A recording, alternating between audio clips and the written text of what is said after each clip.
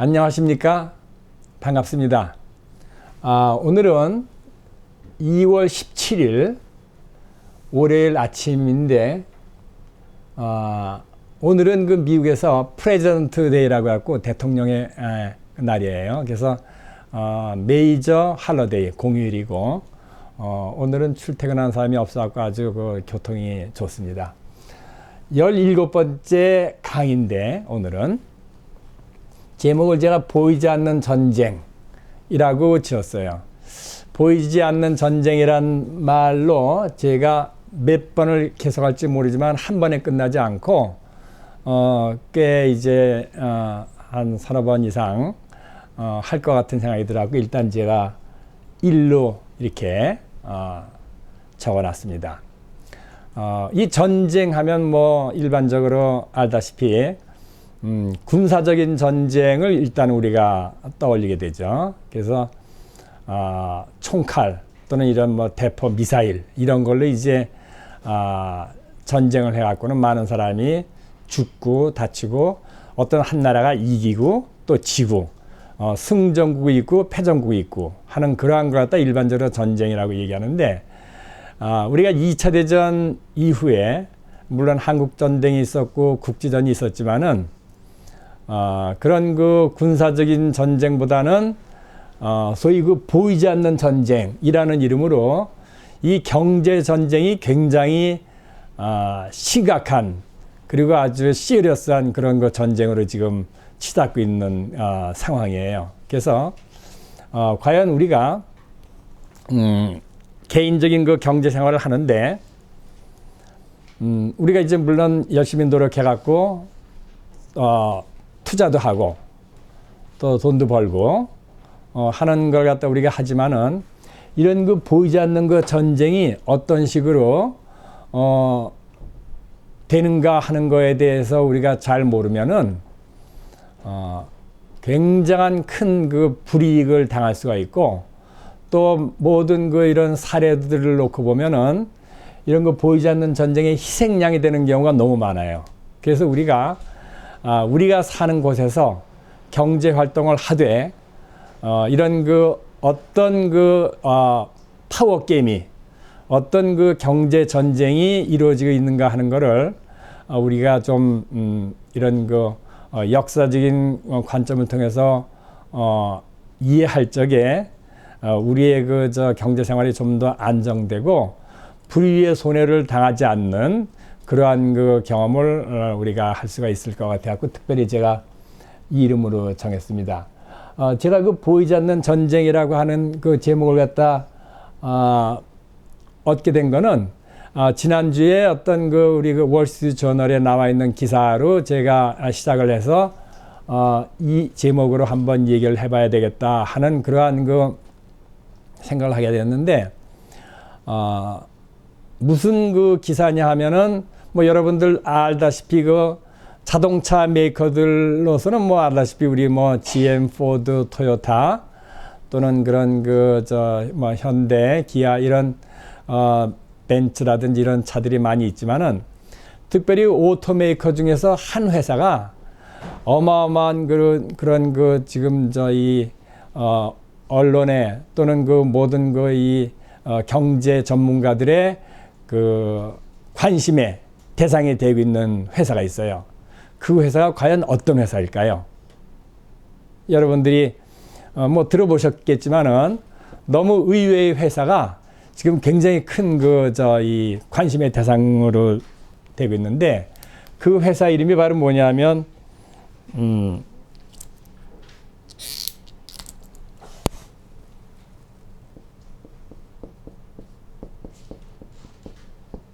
테슬라 라는 회사예요. 여러분들이 테슬라에 대해서 뭘 알고 계시는지 몰라도 우선 뭘 유명하냐면 그 전기자동차로 유명해요.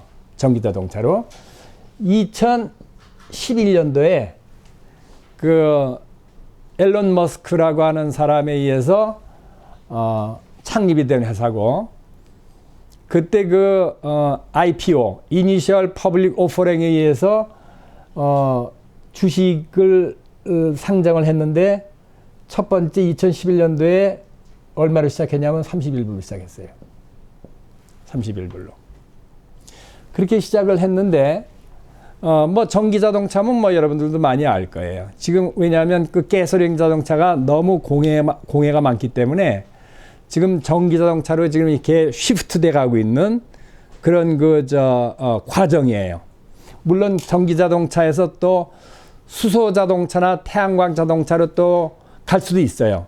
우선 그러나 그거는 아직 지금 시간이 많이 있고 당분간은 전기 자동차가 그 가솔린 자동차를 대신해서 각광을 받을 것 같은 생각이 들어요. 그래서 이 테슬라가 지금 그 2011년도에 가솔린 자동차는 아예 시작을 안 하고 전기 자동차로 출발한 회사가 테슬라예요. 미국 회사죠. 그래갖고는 2011년부터 이제 나름대로 꾸준히 성장을 했는데 2015년경에 한 4년 후죠. 이것이 한 200불 정도가 됐어요. 31불이 200불 정도 됐으면 한 6배 이상 뛴 건데 굉장히 약진을 한 거죠. 왜냐하면 그 사이에 GM이나 포드나 크라이슬러라든지 이러한 그 미국 회사들은 다 주저앉았는데 이 테슬라가 약진을 한 거예요. 그리고 이제 200불 대를 갖다 등락을 거듭하다가 2019년 작년이죠.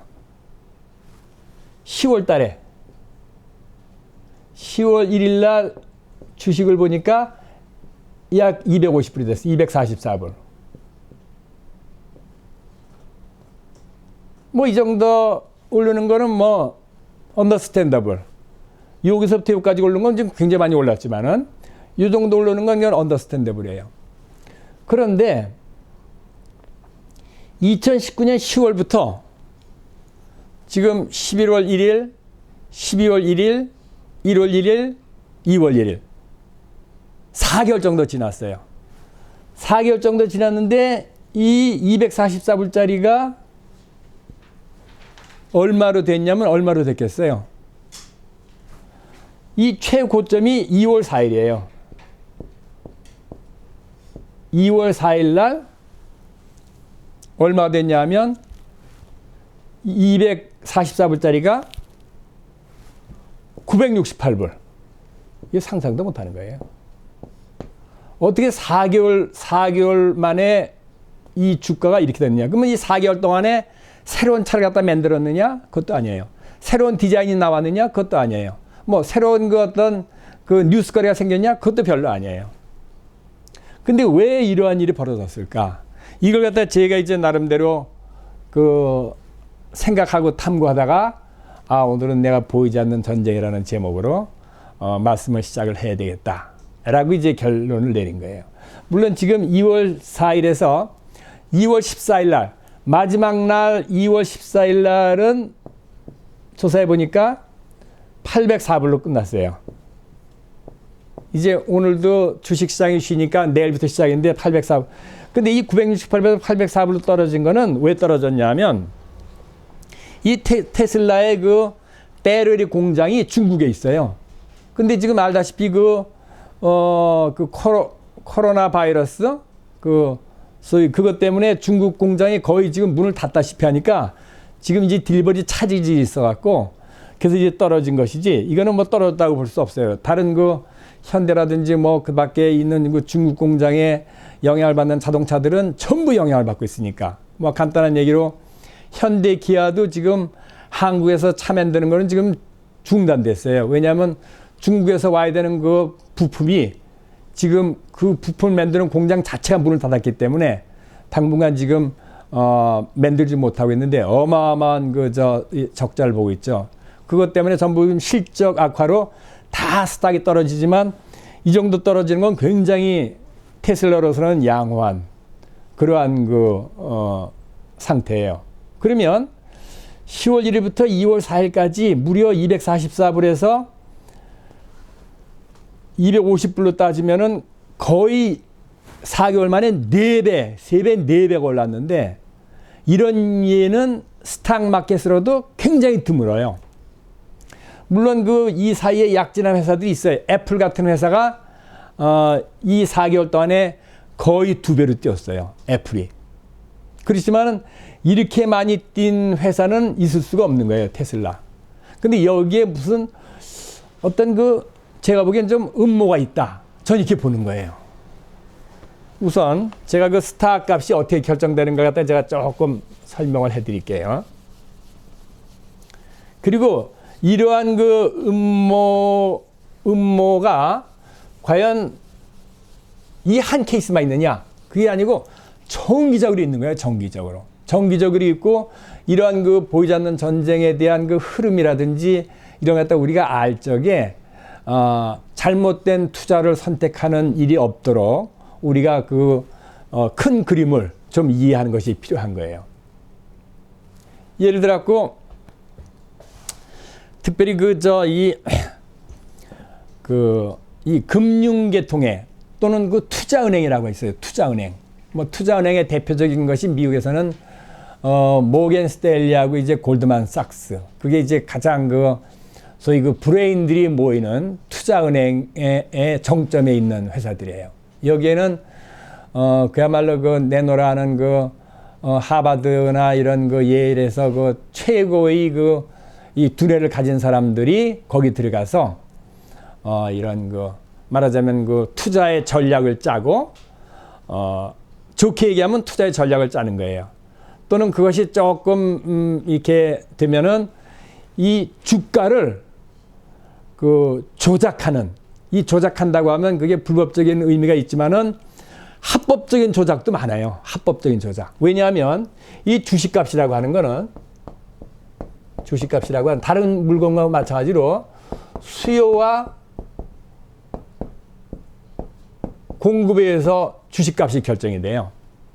그래서 예를 들어 수요가 몰리면은 그 회사가 어떤 그런 어마어마한 실적이 없이도 또는 미래에 대한 전망이 없이도 올라가는 거예요. 또는 공급이 줄어들면 그때 마찬가지로 올라가는 거예요. 근데 수요가 줄어들거나 공급이 늘어나면 어떻게 될까요? 그건 주식값이 떨어지는 거예요. 이러한 어떤 이 원리를 이용해서 머리 좋은 이 투자 회사의 브레인들이 인위적으로 이렇게 조작하는 경우가 무척 많이 있다는 거예요. 이 테슬라에 대한 이것이 굉장히 그런 냄새를 갖다 풍기는 걸 갖다 저는 느끼겠어요. 예를 들어갖고 이거에 대해서 제가 조금 더 자세하게 말씀을 드리면 예를 들어 A라는 회사가 있어요. A라는 회사가 있는데 A라는 회사가 지금 100만 주가 있어요. 발행된 것이 100만 주예요. 근데 한 주에 10불이라고 가정을 해요. 예를 들어갖고. 그럼 이게 10 밀리언, 1000만 불의 가치가 있는 거예요. 이 회사에 대한 A라는 회사에 대한 가치는 1000만 불에 대한 가치가 있는 거예요. 그런데 이 회사가 매일 예를 들어갖고 평균 2만 주 정도가 매일 거래가 돼요. 파는 사람도 한 2만 정도 되고 사는 사람도 2만 정도가 돼갖고 10불이 유지가 되는 거예요. 그런데 어떤 좀 큰 손이 즉 펀드의 매니저들이 있어요. 펀드의 매니저라고 하는 거는 자기 개인 돈은 아니지만 손님들이 많이 이제 돈을 갖다 맡겨요. 좀 프로핏을 내달라고. 그러면 그 펀드 매니저로서는 큰 돈을 갖다 움직일 수 있는 사람이에요. 그 사람이 보통 하루에 2만 주 정도가 사고 파는 이런 회사에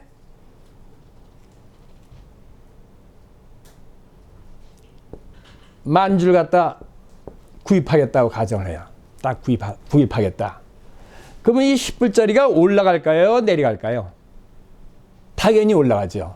왜냐하면 2만 주 정도가 하루에 살려는 사람이 있고 2만 주 정도가 팔려는 사람이 평균 있는데 어느 날 갑자기 2만 주 정도가 팔려는 사람은 나와 있는데 살려는 사람이 3만 주가 되는 거예요. 그러면 당장 이것이 얼마로 올라오냐면 12불, 13불로 올라요. 또는 2만 줄 갖다 샀다. 그러면 당장 이거 뭐 15불 이상으로 뛰는 거예요. 15불 이상 뛰는 거예요. 이것이 이제 말하자면 어떻게 생각하면 증권을 갖다 조작하는 거라고 볼 수 있지만은 이거는 불법이 아니에요. 어떤 것이 불법이냐면 어떤 A라는 회사의 내부 기밀을 갖다 예를 들었고 이 스타크 트레이더가 뭐 돈을 준다든지 또는 그 밖에 어떤 거기에 내부에 중요한 역할을 하는 사람 갖다 이렇게 회유해 갖고 내용을 받아갖고 이 회사가 떨어질 것 같다 또는 올라갈 것 같다 해갖고 투자하는 경우는 그건 불법이에요. 왜냐하면 이 불법적으로 보통 사람들이 다 아는 그러한 지식만 갖고 거래가 되어야만 이거는 페어하다 이렇게 생각을 하는데 그런 비밀적인 내용을 갖고 트레이더가 하게 되면 그건 불법. 그렇기 때문에 근데 그런 사람들이 또 유능해요. 그런 사람들이. 왜냐하면 그런 사람들이 그렇게 했고 이제 사람들한테 추천하는 주식이 막 올라가니까 그 사람 주가가 막 올라가는 거예요. 그러니까 이 유능한 투자자는 잘못하면 감옥행으로 갈 수 있는 그 길이 종이 한 장 차이예요. 그렇기 때문에 이 스탁을 갖다 우리가 특별히 할 적에는 그런 면에서 굉장히 조심을 해야 돼요. 이 테슬라가 내부적인 그런 어떤 좋은 호재가 작용해 갖고 먼저 시작을 했는지 또는 그런 어마어마한 그런 펀드 매니저가 이 주식을 갖다 올리기 위해서 그런 행동을 했는지 그거는 몰라요 우리가. 그걸 모르지만은 우리가 지금 아주 그걸 조심해야 될 때다 이거죠. 그러나 지금 보면요 그렇게 많이 올라가니까 4개월 동안에 4배나 뛰었어. 그러면 앞으로 4개월 동안 또 하나 더 서너 배 뛰겠네 라고 생각하는 사람들이 보통 일반 대중들의 심리예요. 그래서 그 심리를 이용해 갖고는 스탁을 갖다 이제 올리기 시작하는데 그것을 갖다 이제 올리는데 계속 올라갈 수는 없어요. 어느 순간이 딱 되면 그것이 터지는데 그걸 뭐라고 얘기하냐면 버블이라 그래, 버블. 그래서 우리가 이 사람의 심리가 사람의 심리를 갖다 가만히 연구를 해보면 어떤 사람들한테는 일반적인 어떤 도박 심리라는 것이 우리 인성 속에 내재한 그런 품성 속에 잠재돼 있어요, 우리가. 그래서 어떤 도박장 갬블링 하는 사람들은 뭘 연구하냐면 처음 이 갬블에 우연히 와갖고는 갬블장에 찾는 사람들이 있어요. 무슨 이런 라스베가스에 이렇게 어떤 쇼 같은데 자동차 쇼 같은데 참가했다가 도박장 찾는 사람도 있어요. 재미로. 그런 사람들한테 어떻게 하면 대박을 안겨주는 경험을 해줄까. 이것이 도박장 하는 사람들이 연구하는 굉장히 중요한 아젠다예요. 계속해서 그렇게 주게 되면 자기나 손해보니까 그럴 수는 없어요. 그러나 이 도박에 대개 빠진 사람들의 특징을 놓고 보면은 자기가 어떻게 우연히 시작했다가 큰 돈을 잭팟을 터진 경험이 있는 사람들이 꼭 그 도박에 빠져들어가는 경우가 너무 많은 거예요. 그걸 갖다 이 사람들이 연구해서 요새는 조작 같은 것이 사실은 굉장히 고도로 발달되어 있어요. 왜냐하면 일렉트로닉이 너무 발달되어 있기 때문에 누구한테 잭팟을 주겠다 하는 것들 갖다 잘 이 사람들이 컨트롤할 수가 있어요. 그래서 예를 들어갖고 이런 무슨 이 도박장에서 이제 큰 쇼가 있다. 그리고 거기에는 전 세계에서 또는 이런 미국 내에서 몰려온 사람들이 취미로 한다. 그럴 적에는 어떻게든지 이 잭팟을 갖다 좀 많이 터뜨리게 하는 그러한 작전을 갖다 연구하는 것이 그 중에 하나예요. 그래서 일반적으로 사람들은 과거 3개월, 4개월, 3년, 4년 올렸다고 하면 계속될 걸로 그렇게 믿고 싶은 거예요. 그래서 투자하는 거예요, 그것이. 거기에 대한 역사적으로 요거 제가 조금 우리가 테슬라에 대한 얘기를 하면서 요거에 대한 제가 설명을 했지만은 역사적으로 이런 일이 언제부터 시작됐는가 갖다 제가 조금 설명을 해드리고 싶은 게 있어요. 1637년 2월 1637년 2월에 이건 역사책에 나오는 어마어마한 사건이 터진 해예요.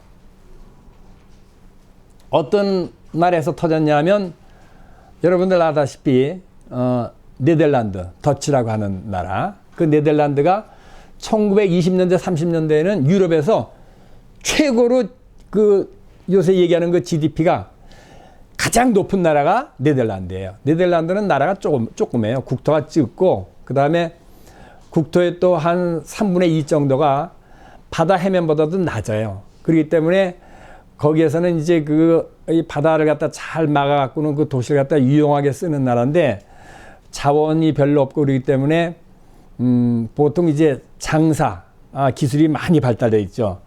제가 그 네덜란드에 한번 방문을 해보니까 그 나라는 참 특이한 점이 너무 많아요. 예를 들어 갖고 국민들 중에서 수영을 못한다든지 스케이트를 못하는 사람이 거의 없어요. 왜냐하면 이건 초등학교 1학년 때부터 그걸 갖다 아주 필수 과목으로 배워주기 때문에 그래서 이 유럽에서는 가장 그 평균적으로 건강한 국민이 네덜란드 사람이에요. 왜 우리로서는 그 히딩크가 있었던 그 나라이기 때문에 우리가 좀 친근한 면이 있어요. 그 나라 방문했더니 그 나라에서는 적어도 자기네 모국어하고 독일어, 영어 이 세 나라는 기본적으로 다 해요. 어떤 그 점원들도 다 하고 비즈니스 하려면 그 정도는 다 해야 돼요. 왜냐하면 자기네 자국 국민보다도 이렇게 영어나 독일어를 쓰는 사람들이 많이 와갖고 물건을 사고 하기 때문에 그래요. 아주 그 장사가 많이 발달한 나라인데 1620년, 30년대는 유럽에서 가장 그 발달한 나라고 가장 호화로운 나라고 가장 이 귀족들이 많이 사는 나라가 네덜란드였어요. 근데 그 나라에서 무슨 일이 벌어졌냐 하면 소위 그 튤립이라고 하는 거 아시다시피 튤립. 이 튤립이라고 하는 건 좀 꽃 중에서 좀 특수한 그러한 그 성격을 많이 갖고 있어요. 이게 한 해에 재배할 수는 없고 이게 또 몇 년이 걸리고 그다음에 이 튤립이라는 건 그 당시에 어떤 이 귀족을 상징하는 그러한 거 꽃으로서 각광을 받았어요. 그리고 꽃가게에서 마음대로 사고 파는 것이 아니라 꼭 이런 큰 이 도매상에서 미리 튤립을 갖다 이제 요번에 재배하면은 내가 얼마를 확보한다 갖고는 퓨처 요새 미래에 미리 계약을 해갖고 하는 식으로 이렇게 거래가 된 것이 튤립. 네덜란드에 유럽에서 가장 큰 시장이 있었어요. 지금도 네덜란드는 가장 큰 꽃시장이 네덜란드에서 재배해갖고는 바로 비행기로 어디로 오냐면 이 뉴욕 미국으로 와요. 네덜란드 꽃이 제일 지금도 뉴욕에서 팔리는 꽃 중에서는 가장 많이 수입하는 나라가 네덜란드고 그다음에 이제 이런 물론 캘리포니아 뉴저지 이런 데서도 오긴 와요. 그러나 이제 그런 데서 오는 것이 가장 큰 건데 이 튤립이 이제 경쟁이 들어가다 보니까 값이 잠깐 뛰는 거예요. 1936년부터 뛰기 시작했어요. 결국은 36년부터 뛰기 시작하고 1년 내내 왜냐하면 이게 수요 공급이 어떻게 되고 그다음에 이제 거기에 소위 어떤 이 검은 손이 이제 개입을 하기 시작한 거예요, 여기에. 그래갖고는 개입을 하기 시작해갖고는 이 튤립이 이제 어마어마한 그런 속도로 값이 올라가기 시작하는 거예요. 작으려 나면 그냥 값이 뛰는 거야. 그래갖고는 이 어느 정도로 뛰었냐 하면은 튤립 한 송이가 그 당시 네덜란드에서 보통 사람이 일하는 1년 연봉의 10배까지 올라갔어요. 지금 얘기하면 우리가 한 튤립이 말하자면 5만 불이라고 하면은 50만 불에 팔리는 거예요. 이건 뭐 상상도 못하죠 그 당시에. 그래갖고는 이 모든 그 이 이탈리아 사람들이 그 집을 담보로 해갖고는 돈을 빌려갖고는 땅을 사고는 튤립을 다 이제 막 어마어마하게 하기 시작한 거예요. 근데 그것이 이제 말하자면 그 어떤 그 이 보이지 않는 전쟁 그걸 갖다 이제 그 이용해 갖고는 돈을 갖다 회수해 가려고 하는 그런 검은 손에 개입이 있었다는 것이 지금 이게 증명이 돼요. 그래서 지금도 이렇게 소위 그 튤립 버블이라고 하는 걸 인터넷에서 치게 되면 그 당시 1637년 2월에 그 튤립을 갖다 파는 캐탈로그가 지금도 나와 있어요. 그 캐탈로그에 보면 뭐라고 되냐면 3,000 네덜란드 달러 이렇게 나와 있는데 그 당시에 연봉이 보통 300 달러였다고 하는 것이 이렇게 나와 있어요. 그래갖고는 이 기록상에 나와 있는 것으로서 소위 그 보이지 않는 그러한 그 어떤 그 이 경제 전쟁에 극치를 달렸던 것이 1937년도에 네덜란드에서 그 튤립이 있었다고 하는 거예요. 그 뒤에 나라마다 또는 그 미국에서 정기적으로 이런 일들이 벌어지는 거예요. 그래서 대표적인 거 갖다 보면 뭐가 있냐면 알다시피 그 한동안 그 작년인가 재작년에는 또 뭐가 있었냐면 그 비트코인이라고 있었어요. 비트코인. 그 비트코인이 뭐 1,000불 하다가 벼랑안에 그냥 막 그 뭐 6개월 사이에 2만 불까지 올라갔어요. 1,000불에서. 그러다 지금 뭐 다시 떨어지긴 했지만 그 저희 손님 한 분이 18,000불 됐을 적에 그거 투자하겠다고 저한테 상담을 해봤어요. 그래서 제가 손도 대지 말라고 그렇게 얘기해 갖고는 투자를 안 했는데 그때 투자하면 뭐 바로 그냥 뭐 10,000불 미만 7,000불로 떨어졌으니까 그거 큰일 날 뻔했죠. 저한테 고마워 하는 사람도 있었어요. 그러니까 또는 그 1987년도에 알다시피 그 검은 금요일이라고 아시죠? 그때도 스탁 값이 그렇게 많이 오를 만한 이유가 별로 없는 거예요. 근데 스탁 값이 계속 오른 것이 물론 다른 데 투자할 돈이 부족하니까 스탁 마켓에 계속 돈이 들어온 이유예요. 그래서 스탁의 그 금액을 갖다 무지무지하게 끌어올렸는데 더 이상 이제 올라갈 수 없으니까 이제 사람들이 돈을 빼기 시작해갖고는 소위 그 검은 그 금요일이라고 해갖고는 전체 스탁의 3분의 1 정도가 폭락을 했죠. 뭐 그 당시에 뭐 솔직하게 자살하는 사람들도 많고 집을 담보해 갖고 스탁만 사물 돈을 버니까 빌려갖고 했는데 망하니까 집 날라간 사람이 있고 뭐 굉장했어요 그 당시에. 또 뭐 알다시피 7년도에 그 리만 그 브라더스를 통해서 일어났던 그 서프라임 그 당시에도 특별히 2000년부터 부동산이 2000년부터 2006년까지 그 7년 동안은 미국 200년 역사상 부동산 값이 가장 많이 올랐던 때예요. 그냥 뭐 자그리하면 올라가니까 2005년, 2006년도부터는 그야말로 도저히 집을 살 수 없는 사람들도 은행에서 대출 막 해주니까 돈을 못 벌어도 괜찮아. 왜냐? 집값이 올라가면 그걸로 팔아고 받으면 되니까. 그렇게 모든 그 국민들도 그렇게 믿었고 은행들도 그렇게 믿었어요. 너무 값이 뛰니까. 그러니까 그냥 막 대출을 막 해주고 그러다가 이제 버블이 터지는 바람에 그 당시에 그 집을 잃은 사람이 어마어마하게 많았어요. 왜냐하면 그 버블이 터지기 전에 미국 국민의 그 집 소유율이 약 69%인데 그것이 딱 터지고 나가고는 집 뺏긴 사람들 딱 집 다 뺏기고 나고 보니까 소유율이 몇 프로가 됐냐면 61%가 됐어요. 그러면 몇 프로가 떨어지면 8%가 떨어졌는데 이 전 국민의 1%가 몇백만 가구예요. 그런데 이것이 그냥 그렇게 되니까 뭐 어마어마하게 많은 사람들이 이제 그때 집을 잃어버리고 이제 일생 동안 나는 집을 죽어도 안 산다. 이제부터 렌트만 사겠다. 그렇게 결심한 사람들이 너무너무 많아요. 지금도 많아요. 그러나 그 부동산 버블이 꺼지고 나서 다시 이제 2010년도부터 이제 부동산이 올라가기 시작하는데 지금 벌써 거의 10년째 계속해서 상승하고 있는 거예요. 그래서 계속 상승하고 있는데 지금 이제 지금 부동산이 계속 오르네. 이제 좀 투자 좀 해야 되겠네 하는 사람들이 점점 많이 늘어나고 있어요. 그러나 지금 또 조금 어떻게 보면 좀 늦은 감도 있어요. 그러니까 지금 조심해야 돼요. 그리고 또 그것뿐만이 아니라 이제 또 뭐가 있냐면 그